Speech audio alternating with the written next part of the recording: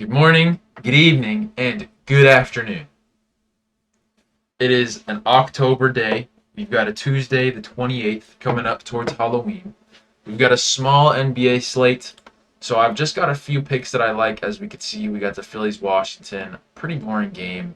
Charlotte Hornets versus the Heat. Should be somewhat competitive, high scoring game. No defense.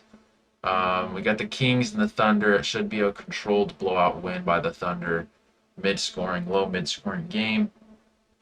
Bucks versus the Knicks should be a competitive mid scoring, low mid scoring game as well. And then we've got a competitive low mid scoring game. I'm leaning more on a lower scoring game for the Clippers Warriors.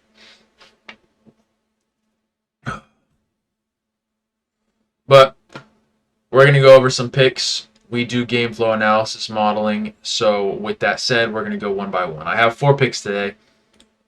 So we're going to reference the other data. But as we can see,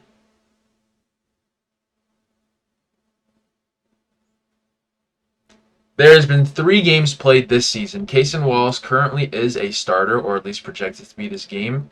3 games so far this season. And we're going to look at the one that has a similar spread where the Thunder is supposed to win by 10.5, which we saw on the Sharp Sports books right here, 10.5. Won by, and as we can see, the only game with similar spread or outcome of game, he is cashed. And obviously the hit rate itself is amazing, as well as we just look at the home games. This hit rate is good. Game flow makes sense. Matchup makes sense. Neutral. This is a good play. I'm very confident in this one. And you can do a correlation play with this, assuming game flow is correct. Assuming the game is going to be a blowout mid-scoring game for the Kings and Thunder. If we're assuming that means Wallace isn't going to have to be chucking up threes to stay competitive, they just have to control the game and win, we will assume that the Kings players will be trailing and will be chucking up threes. So this is a correlation play where we pair it with the Domantas Sabonis over on three-pointers. Because this was under on three-pointers, this is over on three-pointers. So we assume they're going to be trailing. We assume they're going to be losing by a good amount. We don't have any similar game scripts, but as you can see, it currently this season is 50-50. The games that they lost, he went over on the attempts. So assuming that they lose by this similar amount of 10 points, hit rate is amazing. We look at away games, hit rate is still good, although I don't like the recency with this, but this was a big blowout. This was by 30 points, basically, so he probably had less minutes. Actually, not that much. I don't know. I still like overall the hit rate, especially head-to-head, as we see he had 4 attempts most recently with similar game scripts. So I feel confident in this correlation, 2-man parlay.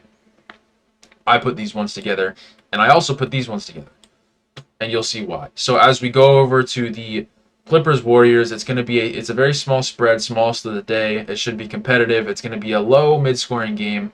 Usually with low mid-scoring games, it's defense heavy. Defense meaning rebounds, defensive stats like steals and blocks. We have stocks right here. We have the rebounds right here. 50% splitting with assists. We're assuming it's going to be competitive, so that's why I feel confident in taking a mid-scoring prop, because this is a mid-scoring game where you have a balance of offensive stat and defensive stat. But we assume it could be either other, because realistically, 225 is right in the middle of a low and mid-scoring game. Like, that's literally where the line is at. So it could go either way. It looks like it is leaning towards being over, so more mid-scoring. But going over to the Steph Curry, he's been really good on steals. And head-to-head, this is head-to-head, so he has gotten a block. He's gotten a couple steals, and it's just been consistent. As we see, I think the Warriors are actually underdogs. We go to the underdog stats. So far, when the Warriors have lost, he's gone over. He actually had a game with 2 blocks against the freaking Trailblazers. And then, obviously, just the hit rate is good. Matchup is good as well. Blocks allowed, not great, but steals allowed, which Curry is good at, is going to be a lot. So expect a lot of steals from Curry this game. Low scoring, mid-scoring game. And I also placed it with a Kawhi play, which, again, as we're assuming game flow is correct, then more than likely if one hits, the other will hit, especially with this one. If one is going to hit, the other will. So these are correlation plays today.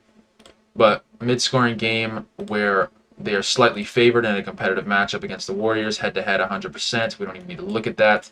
And as you can see, the recent matchups so far this year, we've had 2 games so far in the 3-game span where it was similar game flow. And we have the good hit rate across the board, 60%, 67%, 100%. So essentially, you break down each of these plays. If they were all coin flips, not only would they be weighted by the game flow, if you're thinking about a side to be weighted, our side versus the losing side. Reason number 1, game flow. Reason number 2, hit rate. So if they're going to flip a coin, it's weighted for us to win. We are more than likely going to win today. We are more than likely going to be profitable. If we get at least one of these game scripts right, we are going to make profit, essentially. So if sportsbooks who adjust their lines based off of Sharp gets one of these games right, we are going to make money today. So with that said, keeping it simple, not trying to overcomplicate things. I'm not firing a shit ton of bets because it's a small slate, but that's what I've got today. If you're going to be tailing me, I am not responsible for any of your losses. Do your own research, create your own model, and with that said, I hope you have a good rest of your day and enjoy watching NBA today. Actually, don't watch NBA because don't watch NBA.